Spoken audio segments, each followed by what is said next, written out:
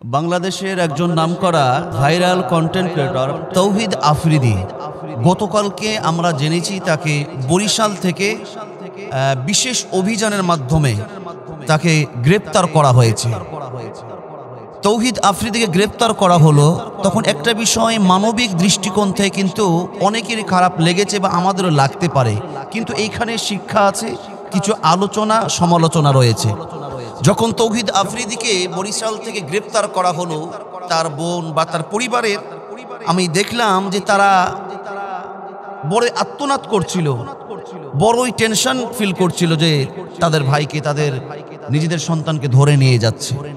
কিন্তু ঠিক এই রকম ভাবে অসংখ্য জামাত শিবিরের, অসংখ্য বিএনপি বিভিন্ন দলের কর্মীদেরকে ফ্যাসিস্ট সরকার মিথ্যা মামলা দিয়ে বিভিন্নভাবে হেনস্থ করেছে।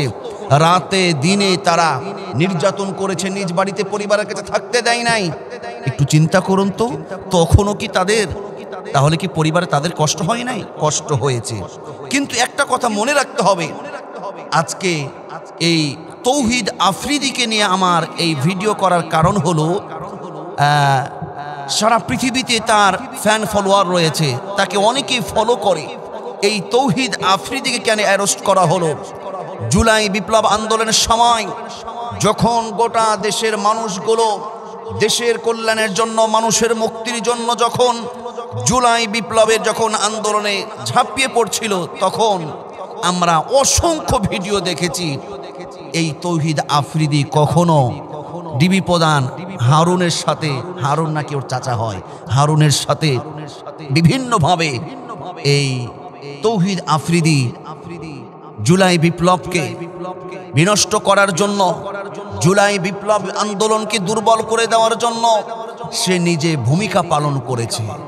সে প্রত্যক্ষভাবে পরোক্ষভাবে বিভিন্নভাবে সে টাকা পয়সা দিয়ে কন্টেন্ট ক্রিয়েটরদেরকেও সে সাহায্য সহযোগিতা করেছে এবং দিক নির্দেশনা দিয়েছে, অনেককে হুমকি দিয়েছে যে ফ্যাসিস্ট সরকার, আওয়ামী লীগ সরকার, ছাত্রলীগ এদের বিরুদ্ধে কেউ কথা বললে তাদের অ্যাকশন না হবে, তাদেরকে পানিশমেন্ট করা হবে। এই রকম ভাবে সে কিন্তু স্বৈরাচারের পক্ষে অবলম্বন করেছে বিধায় আজকেও তাকে অ্যারেস্ট হতে হয়েছে। মনে রাখতে হবে, মনে রাখতে হবে, পাপ কিন্তু বাপ কেউ ছাড়ে না। পাপ করলে তাকে একদিন না একদিন ধরা পড়তেই হবে। এই তৌহিদ আফ্রিদি জুলাই বিপ্লবের সময় তার ধ্যান ধারণা এই রকম ছিল যে না, এই সরকারকে কেউ ফেলতে পারবে না। কিন্তু আল্লাহ সুবহানাহু ওয়া তাআলা কি বলেন? পৃথিবীতে যখন স্বৈরাচাররা, জালিমরা যখন জুলুম করে, অত্যাচার করে, মানবতার উপরে যখন অবিচার শুরু করে, আমার আল্লাহ সুবহানাহু ওয়া তাআলা শুধুমাত্র একটু অবকাশ দেয়, ছাড় দেয়, কিন্তু আল্লাহ পাক ছেড়ে দেন না। তৌহিদ আফ্রিদি সে হয়তো মনে করেছিল এই ক্ষমতা চিরস্থায়ী ক্ষমতা, কখনো যাবে না। তার কারণ আওয়ামী লীগ সরকারের এত শক্তি, র্যাব তাদের কথা মতো চলে, ডিবি তাদের কথা মতো উঠাবসা করে, পুলিশ তাদের সব কিছু তাদের, এই কথা সে ধারণ করেছিল।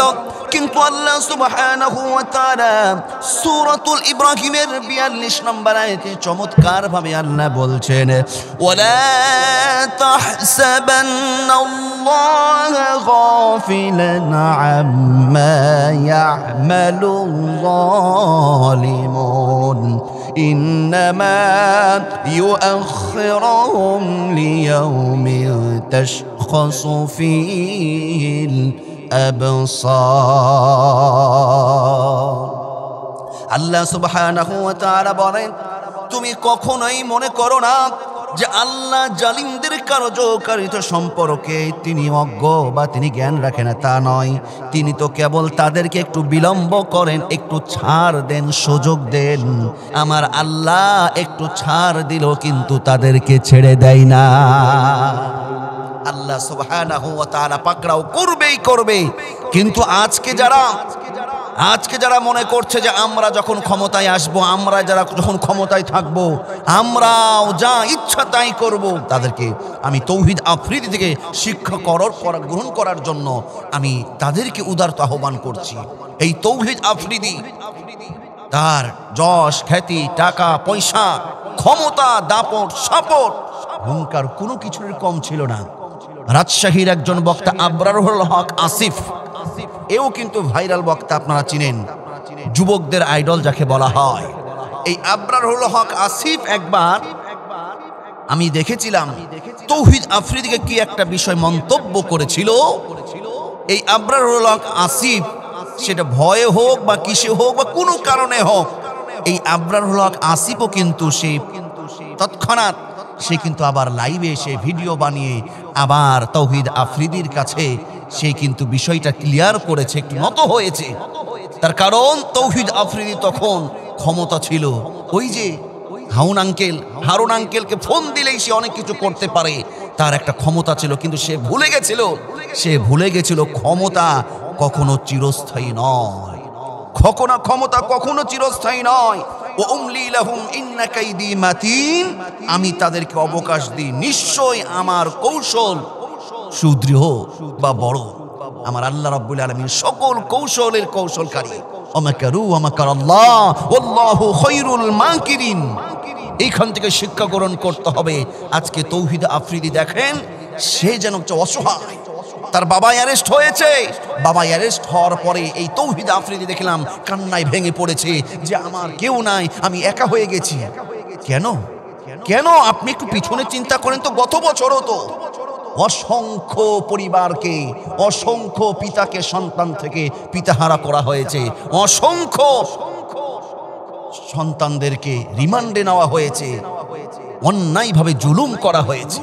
মনে রাখতে হবে স্রষ্টা বলতে আলাইসাল্লাহু বিআহকামিল হাকিমিন, আল্লাহ বলতে একজন আছে। যত বড়ই জুলুমকারী হোক না কেন, ফেরাউনের চাইতে বড় জুলুম সে হয়ে যায় নাই। নমরুদকে আল্লাহ পাক সাইজ করেছিল, বড়ই ছাড় দিয়েছিল, যা ইচ্ছা তাই করেছিল। কিন্তু এই নমরুদকে আল্লাহ পাক বড় কোনো কীট পতঙ্গ দিয়ে নয়, বরং কোনো হাতিয়ার দিয়ে নয়, হাতি ঘোড়া দিয়ে নয়, এই নমরুদকেও আল্লাহ পাক সামান্য একটা ন্যাংরা মশাতে সাইজ করেছে। দেখেছি আমরা জুলাই বিপ্লবের আগেও হেফাজত ইসলামের আন্দোলন হয়েছে, জামাত ইসলামের বিপ্লব হয়েছে, বিএনপির ভাইরা কত সময় বিক্ষোভ করেছে, কাজ হয় নাই। কেন কাজ হয় নাই?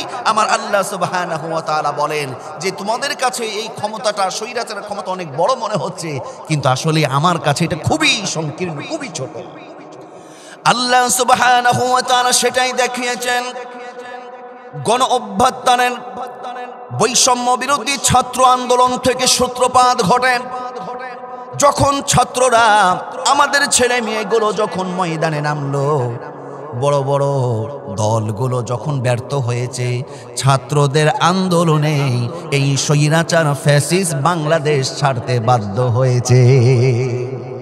এত ক্ষমতা নমরুদের ছিল, যখন যা ইচ্ছা তাই করেছে, যাকে ইচ্ছা তাকে রিমান্ডে নিয়েছে, আক্রমণ করেছে, জাতির পিতা ইব্রাহিম আলাইহিস সালাতু ওয়াস সালামকে আগুনে ফেলেছে।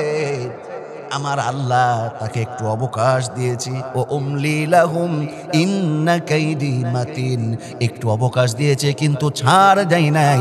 এই নমরুদের নাকের মধ্যে যখন ন্যাংরা মশা প্রবেশ করে, সে যেন পাগল হয়ে যায়, তার মাথায় কাজ করে না।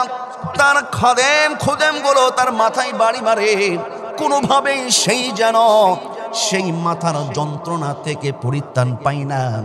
এক পর্যায়ে জুতা পিটা শুরু করে। সে বলে জুতা পিটা করলে তো ভালোই লাগে। এইভাবে আমার আল্লাহ পায়ের জুতা ফেরাউনের মাথায় তুলে বেইজ্জতি করে ন্যাংরা মশার মাধ্যমে তাকে দুনিয়া থেকে বিদায় করেছে।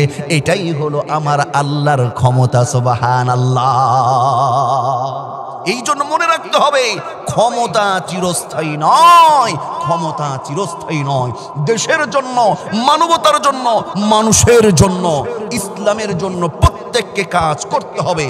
আরেকটি বিষয় আমি প্রশাসন ভাইকে অনুরোধ করতে চাই, এই তৌহিদ আফ্রিদিকে আপনারা অ্যারেস্ট করেছেন, তৌহিদ আফ্রিদিকে আমার মন বলে আপনি রিমান্ডে নেন, জুলুম যেন না হয়, কিন্তু রিমান্ডে নেন, তাকে জিজ্ঞাসাবাদ করেন। এই তৌহিদ আফ্রিদির কাছে আমার মন বলে অনেক কিছু বের হয়ে আসবে। যেহেতু তার চাচা, সে এত সম্পর্ক দেখেছি আমরা, যে ডিবি প্রধান হারুনের চেম্বারে ঢুকে সেই চাচা আঙ্কেলের সঙ্গে কত রসিকতা মেধে উঠেছে, কত ইয়ারকি ফাজলামো করেছে। আমার বিশ্বাস এই তৌহিদ আফ্রিদিকে যদি রিমান্ডে নেওয়া হয়, তৌহিদ আফ্রিদির কাছ থেকে স্বৈরাচারদের অসংখ্য তথ্য ইনশাল্লাহ বের হয়ে আসবে। তাহলে আসুন এই কন্টেন্ট ক্রিয়েটর, এই ভাইরাল তৌহিদ আফ্রিদি, তার এই অবস্থা থেকে শিক্ষা গ্রহণ করুন। আসলে ক্ষমতা, জোশ, খ্যাতি এইগুলো চিরস্থায়ী নয়। আমরা দেশের জন্য, মানবতার কল্যাণে, ইসলামের জন্য, পরকালের মুক্তির জন্য কাজ করি। আল্লাহ রাব্বুল আলামিন আমাদেরকে তৌফিক দান করুন, আমিন।